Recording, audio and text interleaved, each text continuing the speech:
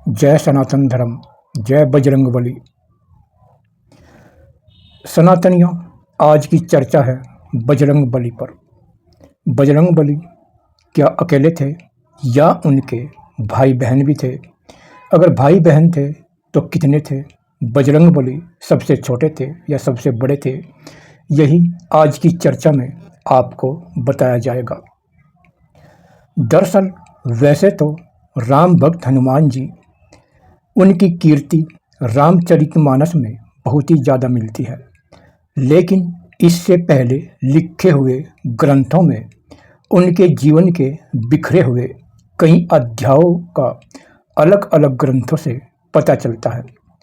वाल्मीकि रामायण, अद्भुत रामायण, आनंद रामायण आदि सैकड़ों रामायण के अलावा पुराणों में भी उनके जीवन का यशगान किया गया है।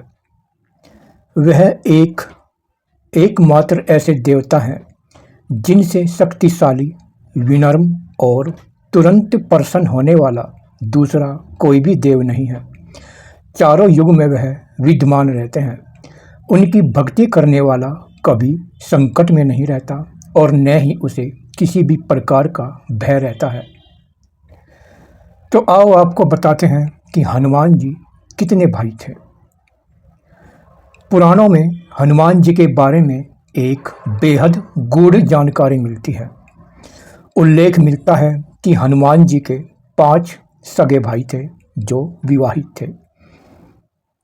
ब्रह्मांड पुराण में वानरों की वंशावली के बारे में विस्तार से जानकारी दी गई है और इसी में हनुमान जी के सगे भाइयों का भी जिक्र मिलता है।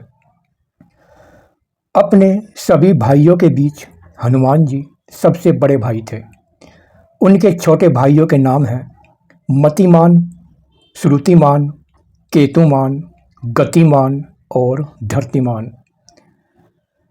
उनके अन्य सभी भाई विवाहित थे और सभी संतान से युक्त थे और हनुमान जी को भी कई ग्रंथों में माना गया है कि वह भी शादीशुदा थे और इसीलिए उनका पुत्र मकर ध्वज भी हुआ है। इस बारे में आपको बाद में बताएंगे।